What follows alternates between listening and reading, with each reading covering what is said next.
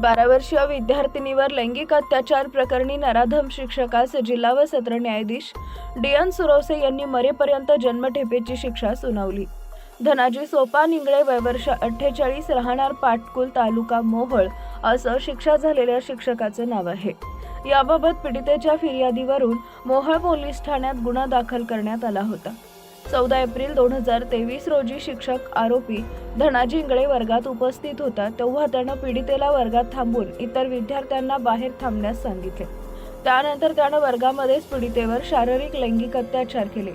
ही घटना शाळेशेजारी शेतात काम करणाऱ्या शेतकऱ्यानं पाहिली।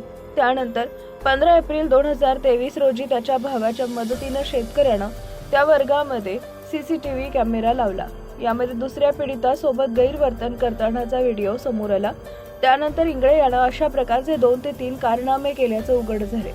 त्यानंतर अत्याचार झालेल्या पीडितेच्या वडिलांनी मोहोळ पोलीस ठाण्यात फिर्याद दिली, त्यावरून त्यांच्यावर गुन्हा दाखल करण्यात आला। तपासादरम्यान आरोपीच्या दहशतीमुळे दोन्ही पीडितांनी न्यायालयात कोणताच जबाब दिला नाही। या खटल्याच्या सुनावणी दरम्यान फिर्यादी, पीडिता, शेतकरी, त्याचा भाऊ, ज्यानं चित्रीकरण केले होते तो आणि डॉक्टर यांची साक्ष महत्त्वाची ठरली। पीडिता जरी न्यायालयासमोर आली नाही तरी चित्रीकरण तसेच तपासणी अहवाल यावरून आरोपीनं गुन्हा केला असून सर्वोच्च न्यायालयाचे न्यायनिवाडे आणि सरकारी पक्षाचा युक्तिवाद ग्राह्य धरून न्यायाधीश सुरवसे यांनी आरोपीला मरेपर्यंत जन्मठेप तसेच पीडितेस 50,000 रुपये नुकसान भरपाई देण्याचे आदेश दिले। या प्रकरणात सरकारच्या वतीने ॲडव्होकेट शीतल डोके यांनी तर आरोपीच्या वतीने ॲडव्होकेट धनंजय माने यांनी काम पाहिले।